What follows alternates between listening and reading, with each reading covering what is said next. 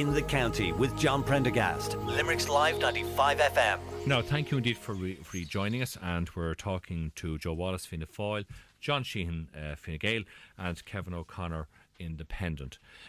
Joe, just listening there to John and Kevin, you know, the small areas is one area where, you know, we feel, you know, if elected to the council, your whole direction will be in getting local employment, local small jobs up and running again, and people's confidence in spending again. This is what you would be bringing to the council as well as a representative, is it, Joe? I think we could, there's an area for the farming area where we could encourage farmers, I suppose, to diversify possibly, and maybe start like market gardening and cottage industries and that. That concentration could be put into. Okay. One question that I want to put to all of you, okay, John Sheehan, you'd have the experience of this being a local council as well, and okay, Kevin and Joe, contestants as well, if elected. Do you feel that the county manager himself, herself, has too much power? The county manager has quite a lot of power, because just for the benefit of the listeners. The county councillors, the body of 28 county councillors, hold what they call reserved functions. Right. And the reserved functions are what we can decide on. And we vote in favour or against a policy or a direction or something, and non-reserved functions. The county manager has what they call executive functions. And those executive functions cover a lot of the day-to-day economics and business constraints of how the county council is ran.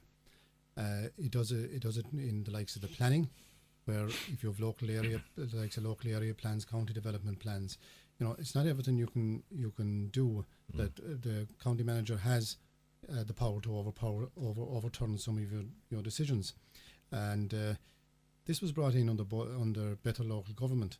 And while Kevin is looking for a whole new white canvas, and we work on a new white canvas and not apportioning blame or anything, I don't think we can walk away from it and not point out the mistakes of the past, because that's what politics is about.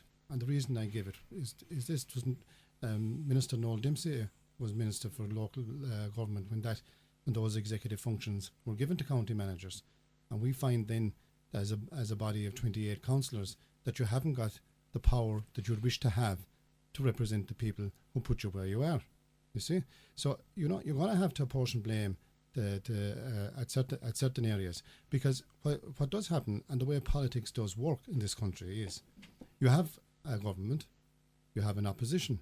In Limerick County Council, you had a pact between Fianna Fáil and the PDs for the past 5 years, and you had the Fine Gael and Labour councillors on the other side. The balance was 15-13, and you tried to do something. And if the other side don't agree with it, they have the autonomy and power to vote you down. You know, so you know you can't say that you can't just say that wipe the blackboard clean now and we start with a new body politic in Ireland, because you know it's up to the people now out there to vote for who they wish to represent them. Right. And like we saw in the last general election, they voted for representation from Fianna Fáil, PDs and Greens. Joe, can I come to you there? You're out canvassing now at the moment. What are the issues that people are raising to you at the door directly that say, right, Joe, you're a local man, if elected we want you to do A, B and C or represent? What are the issues that you feel are affecting people out there at the moment? Well, there are a lot of local issues there, John, and there's broader issues also, but right. The local issues I'm getting on the door at the moment is actually the state of the roads. Some of the roads are in a very bad state with a lot of potholes and that, you know. Other than that, we have where people driveways have been flooded, where the roads have been higher than their driveways, and this is a big problem in a lot of houses where rain comes in from the main roads onto people's driveways and flood their houses. We have problems where there's some fly tipping rubbish and that. Always. So dumping is a big problem. Sorry, dumping is a big problem. Dumping is a big problem, yes. So we need somebody to put in that, maybe in certain areas where there's actually no signs erected. We do in some signs to warn people of that they shouldn't be tipping in fines, the various fines, as they are if they fly tip. And on the broader issues, then we have people probably concerned about their jobs and that, and some are concerned about the new levies where there's actually the money is taken back from them in their salaries, and I suppose some farmers are also concerned about payments on the various schemes being reduced or postponed. There are some of the issues I'm meeting quite a lot there. Quite a lot as well.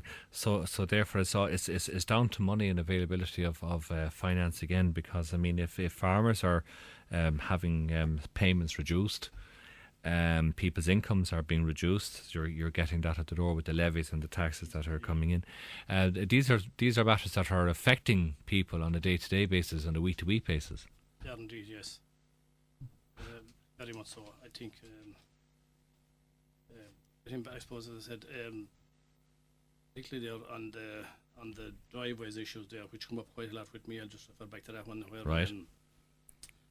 The council, they seem to rise the roads slightly above these driveways, and all these driveways probably needed something like some channeled curb or an eco drain to take the water from going down into people's driveways. I had an instance there where one woman, she's an elderly mother who was over 90 actually, and had to wear wellies actually to get from her car into her house because of the flooding and the bad weather we had recently, yes. like some months, and it was just. But these are the practical issues and the practical problems, I should say, that that's right. And people these issues like these issues I'm talking about, they're not very expensive issues, to be honest. They wouldn't be very expensive just to, but if create a few eco drains across people's driveways and protect water from flooding them in their houses and that. Okay. So I don't think they're quite that expensive. So I think that yeah, the council should make funding available for these issues, I think. And just on that important point as well, Kevin, that Joe has made there, I mean, you know, these are the practical issues now that are affecting people on their doorsteps, like the flooding, the state of the roads.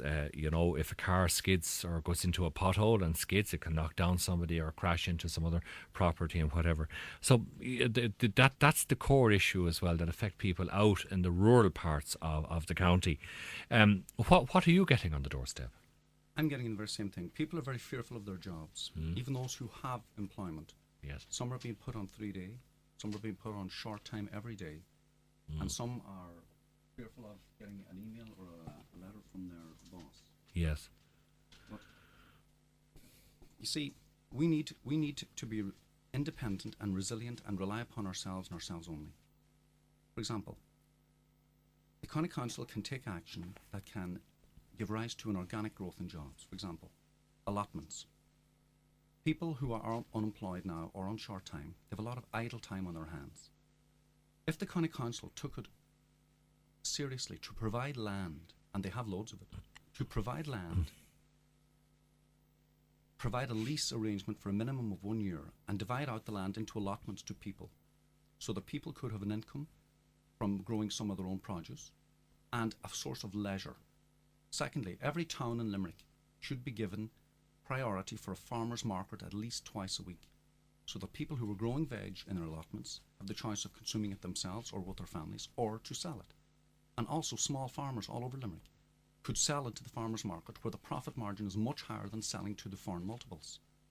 Plus, people would prefer to go to a farmer's market fully knowing that they're supporting their own neighbour, their own kith and kin, and they'd also get a certain pleasure in bringing home vegetables to their house in the way that our parents used to do it.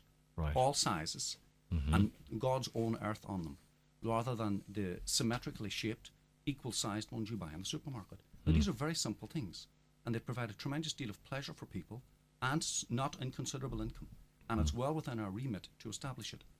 The County Council has vast tracts of land sitting idle all over Limerick, and that's exactly what they're doing, sitting idle. And again, if this was put to them, I'm sure councillors like John here to my right would have very valid reasons why it can't be done. Most of them would be legal, most of them would be technical, and most of them will provide us with no solution. We need action, we don't need excuses. John said we have to apportion blame. Everyone knows where the blame lies. Apportioning blame will give you no solution. It might make you feel better temporarily, but the solution will still elude you. I'm talking about allotments. I'm talking about a farmer's market. The farmer's market, as well as providing pleasure for people, would also give regular people something to do with their children on a Saturday morning. They could go down